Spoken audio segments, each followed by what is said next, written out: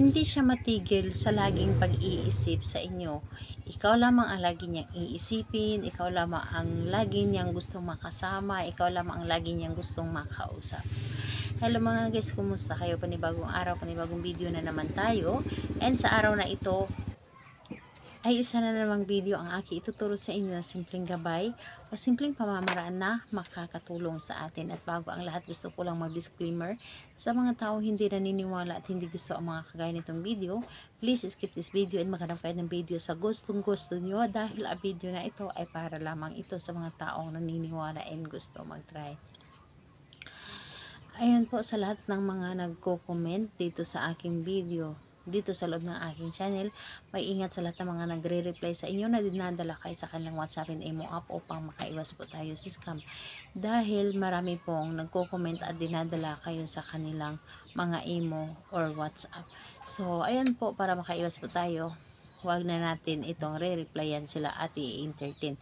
And ayun po, ituturo ko sa inyo paano siya hindi matigil sa laging pag-iisip sa inyo. Yes po, lahat naman tayo ay gusto natin na walang ibang nilalaman ng puso't isipan yung mga man yung taong mahal natin.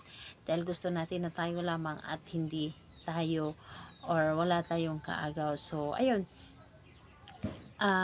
Dito po is kailangan natin ng ating gagamitin dito. Kailangan natin dito ng dahon lamang ng laurel. Alam nyo ba, ang dahon ng laurel ay isa ito sa mga blockbuster na ginagamit sa mga pampaswerte, sa love, sa mga kahit ano yung mga kahilingan natin. Dahil ang dahon ng laurel, isa ito sa makapangyarihan na inaakala lang natin ay ginagawa or hinahalo lamang ito sa ating mga nilulutong pagkain o ulam, pero isa din ito sa mga nakakatulong sa ating mga dapat nating gawin sa araw-araw o mga kahilingan. So ayun, kapag ready na yung dahon ng laurel, and kailangan mo lang din dito maghanda ng isang panulat. At kung handa na, kailangan mo lang din dito i-claim sa inyong sarili na gustong gusto mo itong gawin at hindi ka nagdududa. Dapat buo po ang iyong tiwala at paniniwala sa inyong paggawa nito, at dapat po ay malakas po ang inyong energy habang ginagawa mo ito. So, ayan po, kapag ready ka na, pwede mo na itong simulan. Ang gagawin mo lamang dito ay napakadali at napakasimple lamang. Dito sa dahon ng laurel, isulat mo dito yung pangalan at apelyido ng inyong target. Pangalan po at apelyido. And kapag naisulat nyo na dito ang kanyang pangalan at apelyido, kumuha ka ng inyong laway. Pahiran mo lamang ito ng inyong laway. So, wag na kayong mangdiri dahil laway nyo po ito.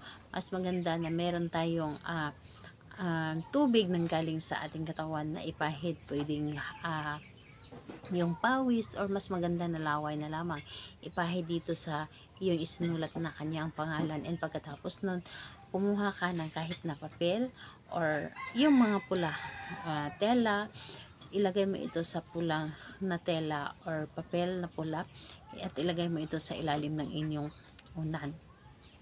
So, uunanan mo ito. And, ayun po, pagkatapos mo itong ilagay sa unan, hayaan mo lamang ito. Dahil ito ay gagana para sa kanya and mararamdaman niya kung gaano ka-importante, gaano kahalaga para sa kanya. At ayaw na ayaw niya na mawala ka sa paningin niya. Ayaw na ayaw niya na mawala ka sa tabi niya. Ayaw na ayaw niya na mas mawala ka sa buhay niya dahil gusto niya na lagi kanya makasama. So, ayun po. Gawin ito sa kahit anong araw at oras, pwede dahil dito po is hindi natin kailangan maghintay ng Tuesday and Friday dahil kahit anong araw pwede natin itong gawin. Salamat po sa inyo. Bye bye everyone. God bless.